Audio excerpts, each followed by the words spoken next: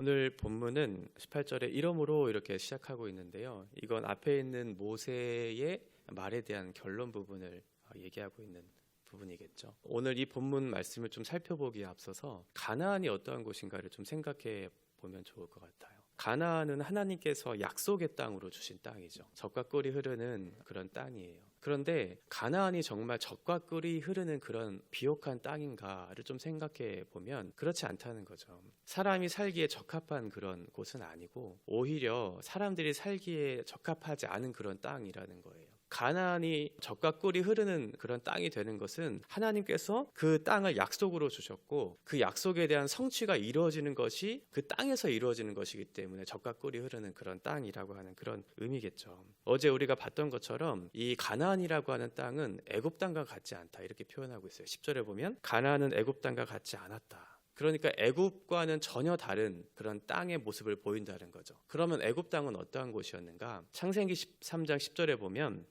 롯이 요단 지역을 바라본즉 온 땅에 물이 넉넉했다 이렇게 표현하고 있고요. 여호와의 동산 같고 애굽 땅과 같았다 이렇게 얘기하고 있습니다. 그러니까 애굽은 물이 넉넉한 비옥한 땅이었다라고 하는 거예요. 농사짓기에 적합한 곳이죠. 농부들이 부지런히 이렇게 물을 대서 조금만 더 노력하면 농사하는 그런 결실을 맺을 수 있는 그런 땅이었다는 거죠. 더군다나 애굽 근처에는 나일강이라고 하는 큰 물줄기가 있었잖아요. 그러니까 조금 노력하고 조금 더 부지런을 떨면 농사의 열매를 결실을 맺을 수 있는 그 땅이 바로 이 애굽 땅이었다라고 하는 거죠. 그런데 반면에 가나안은 어떠한 곳이었냐면 어제 우리가 보았지만 11절에 보면 산과 골짜기가 있는 곳, 그러니까 물을 대기에 적합하지 않은 그런 땅이었다는 거예요. 그런데 12절에서는 그 땅을 하나님께서 돌보시는 땅이다 이렇게 표현하고 있습니다. 그러니까 하나님께서 돌봐주시는 그런 땅의 그런 의미를 살펴보면 감사한 그런 의미가 있겠지만 하나님께서 반대로 돌봐주시지 않으면 어떠한 땅이 되겠어요? 척박한 땅이 되겠죠. 그러니까 하나님의 은혜를 의지하고 하나님의 말씀에 순종하는 그런 일들이 있을 때 비로소 그것이 하나님의 약속의 땅, 그 약속이 성취가 되는 젖과 꿀이 흐르는 그런 땅이 될 수 있다는 그런 의미일 거예요. 그래서 18절에 이러므로 라고 하는 그런 표현이 나오는 거죠. 너희가 하나님을 전심으로 신뢰해야 한다. 너희가 하나님의 말씀에 순종해야 한다는 거예요. 그래야 그 가나안 땅이 비옥한 젖과 꿀이 흐르는 우리가 살기에 적합한 그런 땅이 된다는 거죠. 지금 이스라엘에게 있어서는 선택권이 없는 거죠. 하나님을 전심으로 찾을 수밖에 없고 하나님의 말씀에 순종하며 살아갈 때 비로소 그 땅에서 너희들이 바르게 살아낼 수 있을 것이라고 하는 하나님의 약속이 선포되고 있는 거예요. 오늘 본문은 신명기 6장 4절 이하의 쉐마 이스라엘이라고 하는 그 구절을 반복해서 말씀하고 있는 그런 내용인데요. 반복해서 하고 있다는 건 우리 가운데 이것이 최종적인 원리와 방식으로 우리의 삶 가운데 이루어져야 하는 매우 중요한 그런 의미를 담고 있다는 그런 말씀이잖아요. 그래서 반복하고 우리가 습관될 수 있도록 또 기억할 수 있도록 우리의 눈앞에 두고 또 읽고 또 반복하고 우리의 몸이 체화될 수 있도록 그렇게 말씀을 습관적으로 그렇게 반복해서 보라는 거죠. 어떤 특별한 일이 있을 때에만 우리가 하나님을 필요로 할 때에만 우리가 말씀을 따라 의지하고 말씀을 붙들고 기도하는 것이 아니라 우리의 삶 속에서 우리가 일상 중에 살아가는 모든 삶의 그 자리에서 이 말씀이 최종적인 원리가 되는 것, 최종적인 삶의 방식이 되는 것, 이것을 지금 반복해서 말씀하고 있는 거죠. 18절에 보면 너희는 나의 이 말을 너희의 마음과 뜻에 두라고 말씀하고 있죠. 그 말씀을 마음과 뜻에 두라고. 그 마음은 우리의 인격이 담겨져 있는 우리의 삶의 중심이 있는 그곳이잖아요. 그 너희가 가장 중요하게 여기는 너의 삶의 중심에 하나님의 말씀을 새겨 넣으라. 너의 최종적인 삶의 원리와 방식, 그것이 너의 삶을 이끌어가는 중요한 그런 원리로서 이 말씀을 새기라는 거죠. 그리고 우리의 손목에 기호를 삼고 우리 이마에 표를 삼을 수 있도록, 그러니까 말씀을 가장 가까이 두고 볼 수 있는 그곳에 하나님의 말씀을 그렇게 바르게 대할 수 있도록 가까이 두라는 거예요. 뿐만 아니라 그 말씀을 어떻게 해야 되냐면 너의 가장 가까이 둘 뿐만 아니라 너의 사랑하는 자녀들에게 19절에 보면 그 자녀들에게 하나님의 말씀을 가르치라고 얘기하고 있어요. 그 말씀을 가르칠 때 어떻게 가르쳐야 하냐면 삶으로 가르쳐야 하는데 너희의 집에 있을 때, 길에 있을 때, 누워 있을 때, 일어날 때, 삶 속에서 일어나는 모든 일들 속에서 하나님의 말씀을 가르치라고 얘기하고 있죠. 어떤 구체적인 장소, 교회에 오든지 아니면 어떤 집회의 장소에 가든지 그때에만 하나님의 말씀을 실천하고 하나님의 말씀을 붙들고 기도하고 하는 것이 아니고 너희가 집에 있든지 길에 가든지 누워 있든지 일어날 때든지 너희가 살아가는 모든 삶의 자리에서 하나님을 예배하는 것, 그렇게 자녀들에게 말씀을 가르치라는 거죠. 우리 청년들이 교사로 많이 섬기고 있거든요. 제가 청년들에게 반복해서 얘기하는 게 있어요. 교사로 섬길 때 너희들이 살아낸 말씀으로 아이들을 가르치라고 얘기해요. 너희들이 아이들이 어리니까 말씀 읽어야 한다, 너희들 기도해야 한다, 그렇게 아이들에게 말할 수 있지만 그렇게 하지 말고 너희가 먼저 읽어낸 말씀, 너희가 충분히 묵상하고 살아내려고 몸부림쳤던 그 말씀을 붙들고 아이들에게 이 말씀의 중요성을 가르쳐야 한다고. 그리고 너희가 충분히 기도하고 그리고 나서 기도하라고 얘기하라고 꼭 그렇게 가르쳐요. 그렇게 하지 않으면 아이들은 말씀을 듣기는 하죠. 아이들은 힘이 없고 알지 못하니까요. 어른이 시키면 어쩔 수 없이 시키고 또 선물을 주니까 하는데 그렇게 하지 말라고 얘기해요. 너희가 살아낸 말씀, 너희가 아이들을 위해서 기도한 만큼 아이들에게 가르치고 기도하라고 그렇게 얘기하라고 얘기하거든요. 자녀들도 우리가 가르칠 때 그렇게 해야 되겠죠. 우리가 어떠한 형편에 있든지 어떤 특별한 때에만, 어떤 위기의 순간에 있을 때에만 하나님 말씀 붙들어야 한다, 하나님 말씀 중요하다, 이렇게 교육하는 것이 아니고 우리가 걸어가든지 누워있든지 일어나든지 집에 있든지 어느 곳에 있든지 하나님의 말씀을 붙들고 살아가는 그 삶의 흔적들을 보여줄 때 아이들은 말하지 않아도 따라오죠. 아, 부모가 저렇게 살아가는 모습 보면서 이렇게 살아가는 것이 이게 신앙이구나, 이렇게 교육을 하라는 거예요. 20절에 보면 문설주와 바깥문에 이것을 기록하라. 개인에게 있어서 또 집에 있든지 사회에 있든지 하나님의 말씀을 가까이 할 수 있도록 그런 환경을 조성하라는 거죠. 우리는 연약해서 말씀을 봐야지 그렇게 결단하고 그렇게 해도 잘 보여지지 않는 것이 말씀인데 그렇게 하지 말고 그런 상황들을 만들라는 거예요. 우리가 어느 곳에 있든지 말씀이 가까이 될 수 있도록, 그렇게 되면 너희가 복을 얻을 것이다, 이렇게 얘기하고 있습니다. 그 복이 뭘까요? 하나님께서 주시고자 하시는 그 복이 뭘까? 시편 73편 28절의 말씀이죠.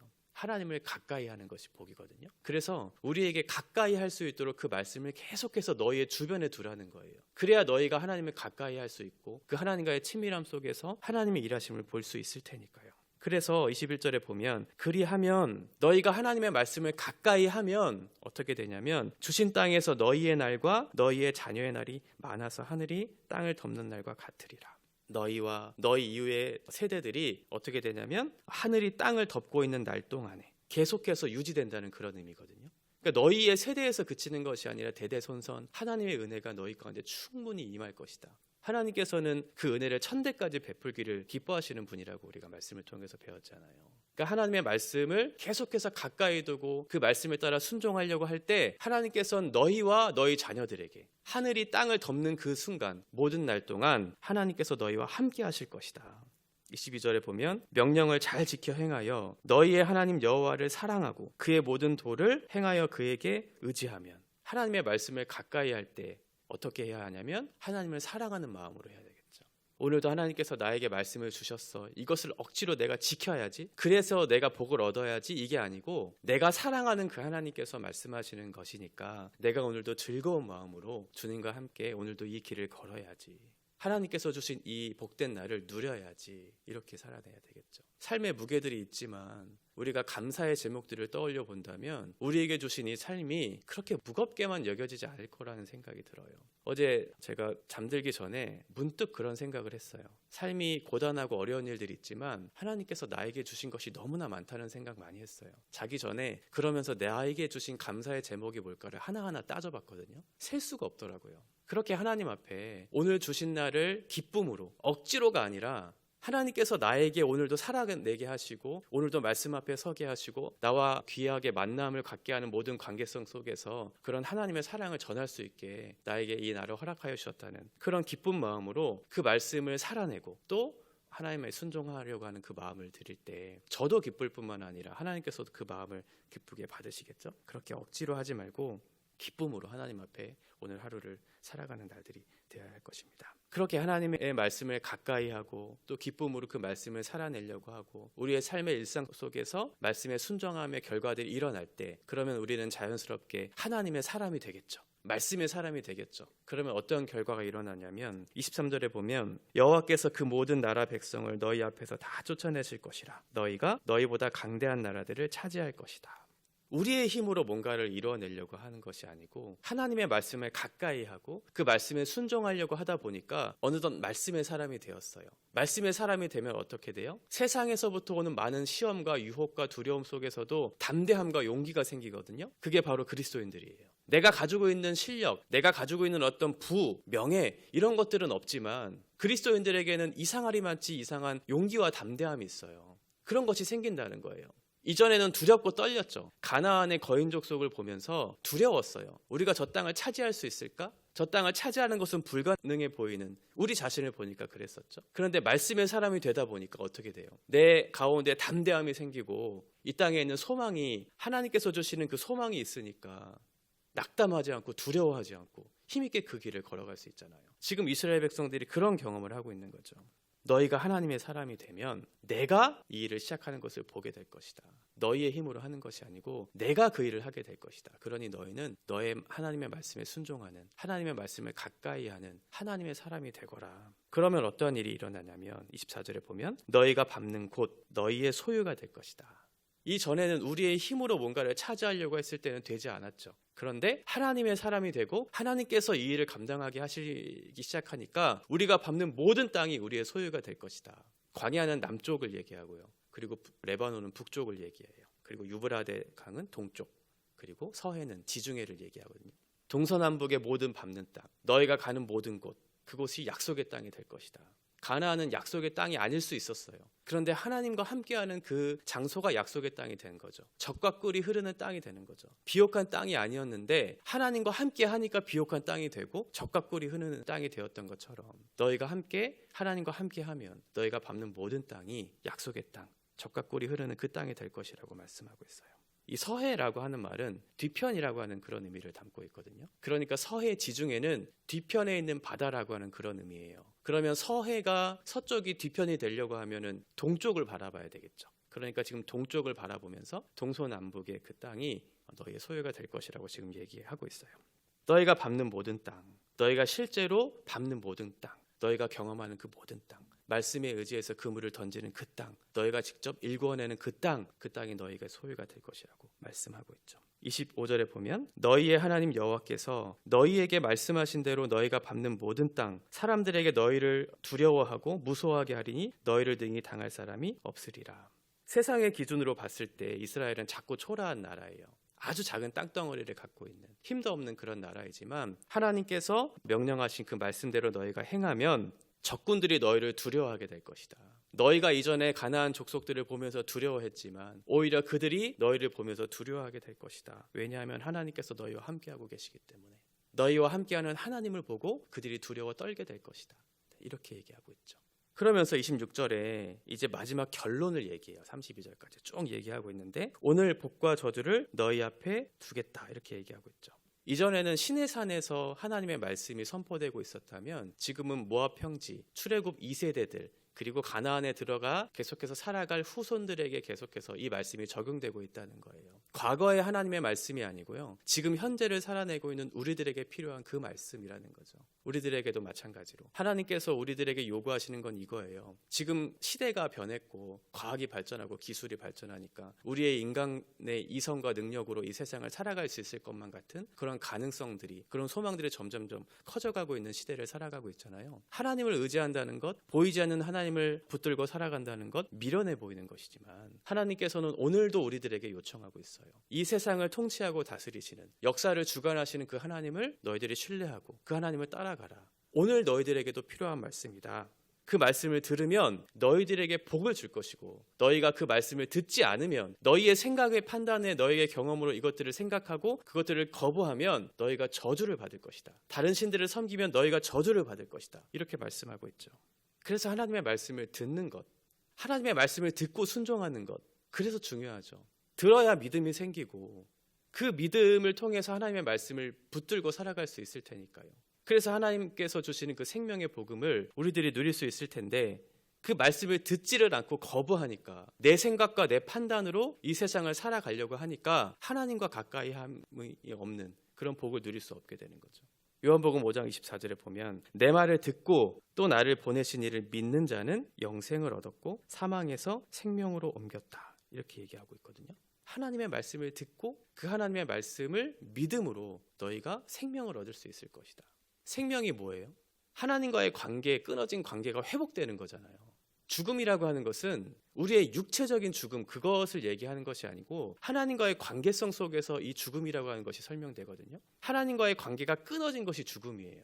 살아있는 것 같지만 하나님과의 관계가 없는 모든 사람은 이미 죽어있는 상태고, 성경은 죽었다라고 표현하고 있지만 하나님께서 우리들에게 주시고자 하시는 그 복은 뭐냐면 생명인데, 그 생명이 뭐냐면 하나님을 가까이 하는 거죠. 깨어졌던 하나님과의 관계가 회복되는 것, 그래서 하나님과 가까이 하는 것, 하나님과 친밀해지는 것, 그것이 너희에게 주시는 복이고 영생의 선물이라고 말씀하고 있죠. 29절에 보면 내 하나님 여호와께서 내가 가서 차지할 땅으로 너를 인도하여 들이실 때 너는 그리심산에서 축복을 선포하고 에발산에서 저주를 선포하라, 이렇게 말씀하고 있어요. 아브라함이 고향을 떠나서 처음 제사를 드렸던 장소가 바로 세겜인데요. 이 세겜이 이 그리심산과 에발산의 가운데에 딱 한가운데 있어요. 그러면서 이 그리심산에서는 축복을, 에발산에서는 저주를 이렇게 얘기하고 있거든요. 학자들이 어떻게 얘기하냐면 이 그리심산이 남쪽에 있어요. 그리고 에발산이 북쪽에 있는데, 제가 아까 왜 서해를 뒤편에 있는 바다라고 설명을 했냐면 지금 동쪽을 바라보고 있기 때문에 서해가 뒤편에 있는 바다라고 제가 말씀드렸죠. 지금 동편을 기준으로 보면 오른쪽이 남쪽 그리심산이에요. 동편을 기준으로 왼쪽은 북쪽의 에발산이죠. 그래서 성경에서 오른쪽이라고 하는 것은 조금 더 긍정적인 의미에서 하나님의 능력과 어떤 하나님의 복에 대한 어떤 상징적인 것들을 설명할 때 많이 있잖아요. 그래서 아마도 남쪽에 있는 그리심산을 이런 복의 선포, 또 북쪽에 있는 에발산을 반대편에 있는 저주, 이런 식으로 해석하시는 분들도 계세요. 그렇게 하나님께서 주시는 그 말씀에 순종할 때, 그 말씀을 들을 때 너에게 복이 주어질 것이라고 얘기하고 있고, 30절에 보면 제사를 드릴 때 어디에서 제사를 드리냐면 모래 지역에 있는 상수리 나무, 이곳은 우상 숭배를 드렸던 그런 장소였거든요. 그 우상 숭배가 드려지는 그 장소에서 하나님을 예배하는 것, 그러니까 너희가 밟는 그 모든 땅이, 하나님을 예배하는 그곳이 하나님의 약속의 땅이 될 것이라고 말씀하고 있죠. 너희가 거하는 집이든 너희가 가는 사회든 어느 곳이든 너희가 밟는 그 땅, 어떤 특별한 장소가 아니고 너희가 밟는 그 땅, 하나님의 사람이 되고 하나님의 말씀에 무장된 너희들이 밟는 그 땅이 바로 하나님의 약속의 땅이 될 것이라고 말씀하고 있죠. 중요한 건 우리가 하나님의 사람이 되는 거예요. 하나님의 말씀으로 무장되어지는 그 사람이 되었을 때 그 땅이 어디든지 우리가 밟는 그 모든 땅이 우리의 소유, 하나님의 약속의 땅, 그 약속이 성취되는 하나님의 나라가 이루어지는 것이겠죠. 마지막 31절과 32절 보면 너희가 요단을 건너 너희의 하나님 여호와께서 너희에게 주시는 땅에 들어가서 그 땅을 차지하려 하나니 반드시 그것을 차지하여 거기 거주할지라. 내가 오늘 너희 앞에 베푸는 모든 규례와 법도를 너희는 지켜 행할지니라. 가나안 땅에 들어가서 너희가 해야 할 것은 말씀을 지키는 것, 빼앗기지 않도록 지키는 것, 지킬 뿐만 아니라 행하는 것. 가나안이라고 하는 것은 세상의 질서가 지배하는 곳이잖아요. 그러면 우리의 일상에서 매일 선택해야 되는 그런 일들이 있어야 할 텐데, 그 바른 선택을 하기 위해서 필요한 건 뭐냐면 말씀을 지키는 거죠. 내 마음에 두는 거죠. 내 마음에 새기는 거고, 그 말씀을 행함으로 그 말씀이 어떠한 것인지를 바르게 이 땅 가운데 드러내는 것.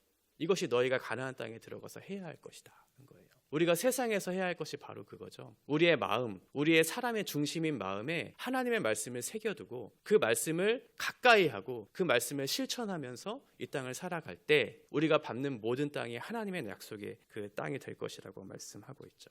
오늘 우리에게 이 말씀을 주신 이유는 뭐냐면 너희가 이 말을 잘 듣는가, 잘 듣지 않는가, 너희가 말 잘 들으면 내가 복 줄 것이고 너희가 듣지 않으면 저주 줄 거야 라고 하는 그런 의미에서 준 것이 아니고요. 하나님께서 우리를 사랑하시기 때문에, 우리에게 복을 주시기 원하시기 때문에 이 말씀을 주셨다는 것을 잘 마음에 새기면서 하나님의 마음을 헤아릴 필요가 있겠죠. 하나님께서는 우리들에게 이미 말씀하셨거든요. 민수기 6장 24절에 말씀했을 때 하나님은 우리에게 복 주시기를 원하신다고. 하나님은 저주를 이렇게 주시기를 원하시는 분이 아니고요. 복 주시기를 원하는 하나님의 마음을 잘 헤아려야 되겠죠. 신명기 10장 13절에서도 마찬가지로 내가 오늘 내 행복을 위하여 내게 명하는 여호와의 명령과 규례를 지킬 것이 아니냐. 우리에게 주신 말씀은 우리에게 무거운 짐으로 주신 것이 아니에요. 무거운 종의 자리에 있을 때 그때 너희가 이 말씀을 잘 지켜야 그 종의 자리에서 벗어날 수 있을 것이라고 주신 말씀이 아니고, 종에서 해방된 하나님의 자녀가 된 그 자리에서 이 말씀을 주신 거잖아요. 너희의 행복을 위해서, 내가 너에게 복을 주기 위해서 이 말씀을 주셨다는 것을 잘 생각하면서 오늘도 우리에게 주신 하루, 이 속에서 감사함과 또 기쁨과 이 복을 누리는 것이 어떠한 것인지를 하나님께 구하고, 이것을 통해 말씀의 사람이 되었을 때 우리가 밟는 모든 땅이 하나님의 나라가 되는 것들이 어떠한 것인지를 우리의 눈으로 경험해야 되겠죠. 하나님께서 우리에게 요청하시는 것, 이 무거운 짐을 잘 지켜내야 된다, 이것을 잘 들고 들쳐매서 이것들을 다른 곳으로 잘 옮겨야 된다, 이런 의미가 아니고, 내가 너에게 복을 주기 원하는데, 내가 너가 행복하기를 원하는데, 그게 뭐냐면 말씀 안에 거할 때, 하나님께서 함께 할 때, 하나님을 가까이 할 때 그 복이 너에게 임할 것이라고 반복해서 말씀하고 있죠. 기억하고 반복하고 습관하고, 너의 가장 가까운, 너의 일상 중에 이 말씀을 가장 가까이 두고 하나님의 하나님 되심이 어떠한 것인지를 내가 너에게 누려지기를 원한다는 그 의미로 이 말씀을 잘 생각하면서 오늘 하루를 살아내시기를 바랍니다.